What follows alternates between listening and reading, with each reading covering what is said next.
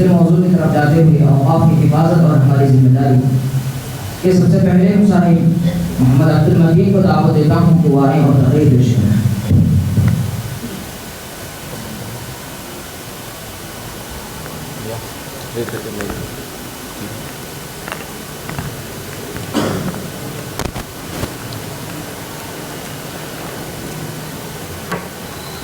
السلام علیکم ورحمۃ اللہ وبرکاتہ۔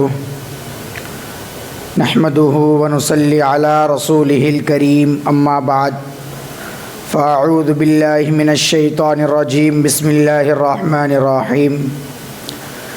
لن تنالوا البر حتى تنفقوا مما تحبون، صدق اللہ العظیم۔ اسلام ایک ایسا منفرد مذہب ہے جو نہ صرف عبادات و عقائد کی طرف توجہ دیتا ہے بلکہ انسانیت کی خدمات، فلاح عامہ اور رفاع خدمات کی طرف بھی متوجہ کراتا ہے، اور انہی میں سے ایک شعبہ وقف کا نظام ہے۔ عزیزان گرامی، وقف کس چیز کا نام ہے اور وقف کے معنی کیا ہیں؟ جب ہم قرآن کی طرف نظر ڈالتے ہیں تو لن تنالوا البر حتى تنفقوا مما تحبون سے وقف کی طرف اشارہ ملتا ہے۔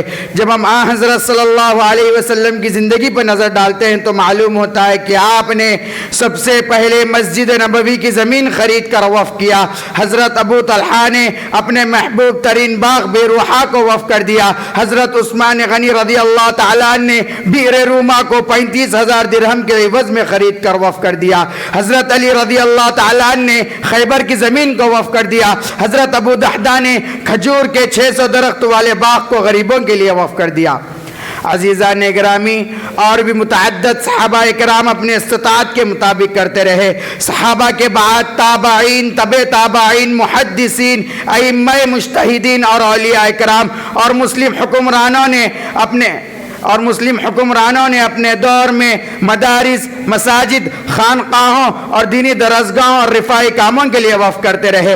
حرم مکی، مسجد نبوی، بیت المقدس، جامع ازہر مصر، دارالعلوم دیوبند، مزار العلوم سہارنپور، ندوۃ العلماء لکھنؤ، ان کے علاوہ متعدد مدارس، مساجد، اسکولز، کالجز، یونیورسٹیز اور ہاسپٹل امت کے اوقافی کے صدقے میں جاری و ساری ہے۔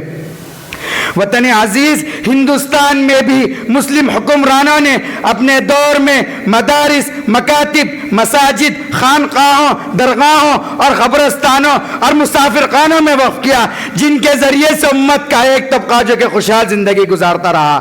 بلکہ اسی وقت سے مدارس چل رہے ہیں، اسی وقت سے یتیم خانے قائم ہیں، اسی وقت سے غرباء اور مساکین کی مدد کی جا رہی ہے، اسی وقت سے ناداروں کی کفالت ہو رہی ہے، اسی وقت سے یتیم بچوں کی تعلیم ہو رہی ہے، اسی وقت سے بے سہارا بچے عصری علوم حاصل کر رہے ہیں۔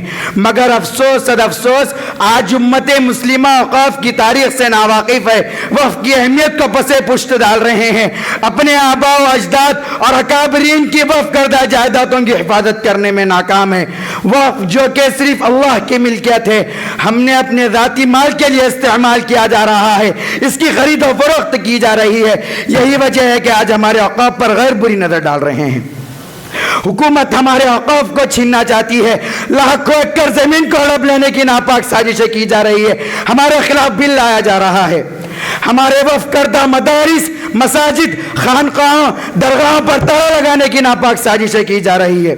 اس لیے ہے مسلمانوں، ہوش میں آؤ، اپنے بڑوں کی وقف کردہ جائیدادوں کی حفاظت کرو، وقف کا صحیح استعمال کرو، اپنی ذاتی ملکیت کے بجائے اللہ کی ملکیت سمجھو، غرباء اور مساکین میں خرچ کرو، یتیم اور بے سہارا بچوں کے لیے اسکولز، کالجز، یونیورسٹیز بناؤ۔